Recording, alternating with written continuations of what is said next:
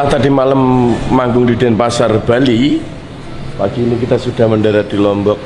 Istirahat sebentar, lalu nanti kita malam ini akan ada Sukamti Day. Dan das episode kali ini aku akan respon komen.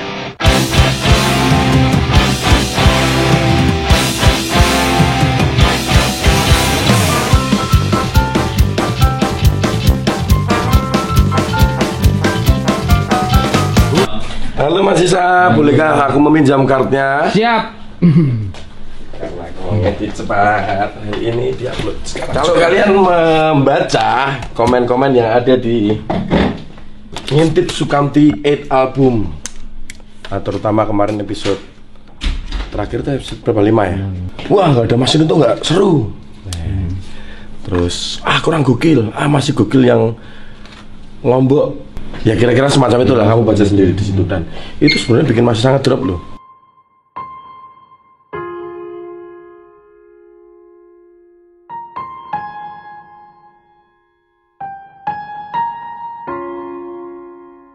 Kita tunda dulu obrolan kita karena ada seseorang yang mengganggu datang ke hotel untuk mengajak makan siang. Halo Mas Taka, apa kabar? Sehat.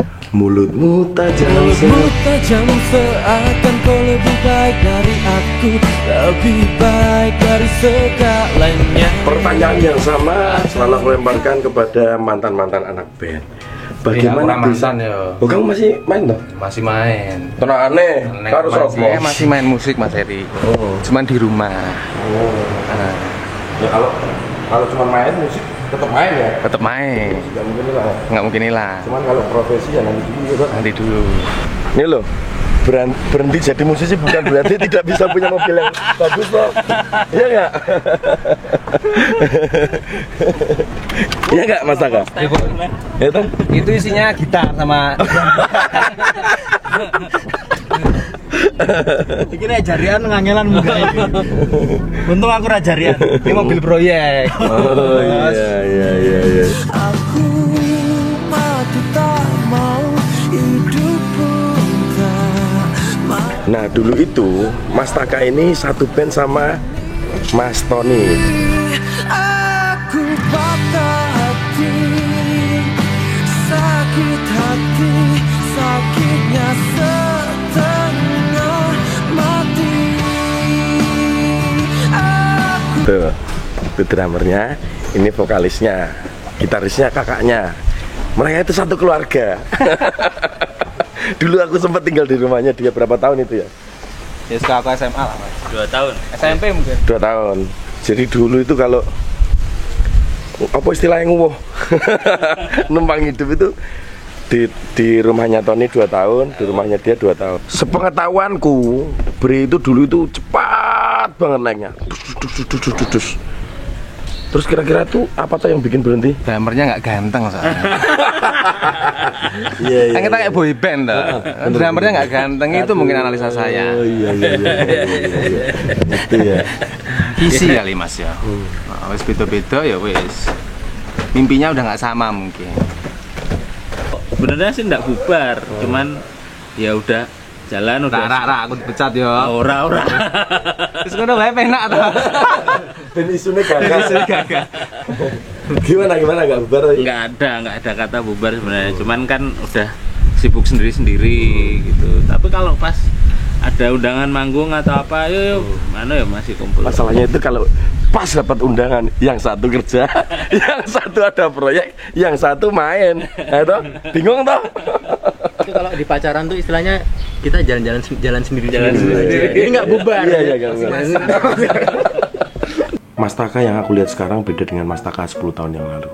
Sekarang lebih dewasa, dia tumbuh dengan cepat sekali, terutama dengan bidang yang digeluti yaitu dunia properti. Sangat hebat sekali dia ngomongnya, berilmu gitu. Berbeda dengan karir beliau di musik, itu sebabnya ya ini analisa aku sendiri. Sehingga band itu bubar. Selain mimpi yang dulu aku pernah jelaskan di episode yang ini, ya memang benar, visinya beda, mimpinya beda. Itu yang membuat sebuah band atau sebuah hubungan percintaan itu tidak berjalan. Tapi seandainya mimpinya sama pun, visinya sama, mimpinya sama, kalau dia tidak tumbuh artinya dia tidak hidup, tidak berkembang. Balik lagi ke komen-komen yang ada di Ngintip Sukamti 8 album, dimana banyak yang mengharapkan, bukan banyak, ada beberapa yang mengharapkan, Mas Isa ngeditnya kayak dulu lagi dong, yang gokil-gokil, yang seru-seru. Konten yang kita buat adalah film dokumenter, konsepnya film dokumenter, bukan film feature. Film dokumenter yang menghadirkan dunia yang sudah ada ke dalam dunia kita. Artinya this is real life. Apa yang terjadi itu benar-benar yang kalian lihat. Aku bisa mencukupi permintaan kalian untuk memuaskan kalian semuanya, tapi itu tidak membuat aku tumbuh dan tidak membuat kalian berkembang. Sama-sama tidak ada pendewasaan di sini. Untuk melihat progres itu juga kita perlu sebuah log, catatan perjalanan. Itu bisa memang dicatat manual, bisa jadi mendapat feedback dari teman-teman saksi sejarah kita. Contohnya waktu kemarin di Bali, ada temanku namanya Mas Dani. Apa kabar Mas Dani? Baik, Mas Heri. Apa ini yang lagi hot di Bali? Spa. Jadi Mas Dani itu termasuk salah satu orang dari sekian banyak orang dan teman-teman kita yang bisa dikatakan menjadi saksi sejarah, ikut proses dalam perjuangan Endang Sukamti. Apa yang bisa kamu ingat dari dulu kita berproses? Dulu aku ingat banget pas lagi di base camp paling awal banget. Si Erik pernah cerita sama aku dulu. Kalau radio tidak muterin radio, ya udah kita bikin radio sendiri. Aku ingat banget, aku juga pernah siaran di sana juga di Radio Sukamti itu. Habis ingat juga yang dia pernah bilang, kalau TV-TV nasional nggak mau undang kita di eventnya mereka, ada acara mereka, ya kita bikin aja konten sendiri di TV sendiri. Itu sih menariknya. Ya nggak nyangka sih yang dulunya Endang Sukamti yang masih aku udah inget banget lah budgetnya berapa dulu, sekarang harganya bagus. Sekarang udah ada sekolah juga, udah banyak konten-konten terlahir lah dari kasus ini. Kamu bisa lihat apa yang kita terawang, apa yang kita mimpikan di masa lalu, semuanya terrealisasi. Kamtis-kamtis seperti Mas Dani ini tidak hilang. Mereka akan tetap menjadi Kamtis Family. Walaupun mungkin secara musik beliau sudah nggak nyaman lagi dengan musiknya Endang Sukamti. Yang paling menarik lagi regenerasi Kamtisnya bagus sih. Itu yang aku akui banget sih. Jadinya mereka tidak pernah tenggelam oleh waktu. Mau generasi apapun akhirnya akan tetap follow Endang Sukamti akhirnya. Aku pun sampai sekarang masih jadi Kamtis Bali loh. Seperti yang dijelaskan Mas Dani tentang regenerasi Kamtis Family, regenerasi audiens kalau bahasa marketingnya itu juga lebih akan tumbuh. Regenerasinya bukan seperti dulu lagi. Kamtis-kamtis yang baru akan lebih dewasa. Tapi perlu kamu tahu, aku lupa ini sudah pernah aku sampaikan di DAS atau belum, tapi setiap seminar kreatif yang aku bawakan pasti aku menjelaskan level atau tingkatan proses seorang kreator atau seniman, dan itu berjalan secara natural.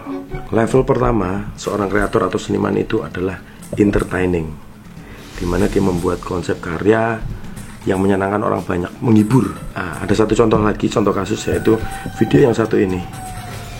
Ini sangat entertaining banget, menghibur orang ketawa dan viral sekali. Satu-satunya manfaat dari entertaining adalah hiburan, yang lain nggak ada. Yang kedua, inspiring. Ini juga proses yang terjadi secara natural, tidak dibuat-buat. Nanti kamu akan merasakan setelah kamu menjalankan apa yang kamu suka selama 15 tahun. Kalau sampai itu tidak terjadi, artinya kamu stuck. Karya-karya yang dilahirkan dari seniman di level ini adalah karya-karya yang menginspirasi orang lain. Dari karyanya orang jadi terinspirasi, membuat suatu movement yang menginspirasi. Di level ketiga ini adalah revolusioner, dimana dalam setiap karya-karya atau movement yang diciptakan seniman itu bisa membawa sebuah perubahan yang sangat besar, dan itu sangat berat sekali. Yang namanya orang hidup itu bergerak. Hidup adalah bergerak. Yang kita inginkan tidak hanya sekedar hidup, tidak sekedar bergerak, tapi tumbuh. Nah, harapanku dengan membuat konten ini, aku juga bisa mengedukasi Kamtis Family atau semua yang menonton video ini, bahwa kalian juga harus tumbuh. Karena dengan tidak move on, artinya tidak akan ada inovasi, dan kamu akan mengkerdilkan idolamu sendiri untuk berkreasi. Artinya juga mengkerdilkan dirimu sendiri, kamu tidak akan berkembang.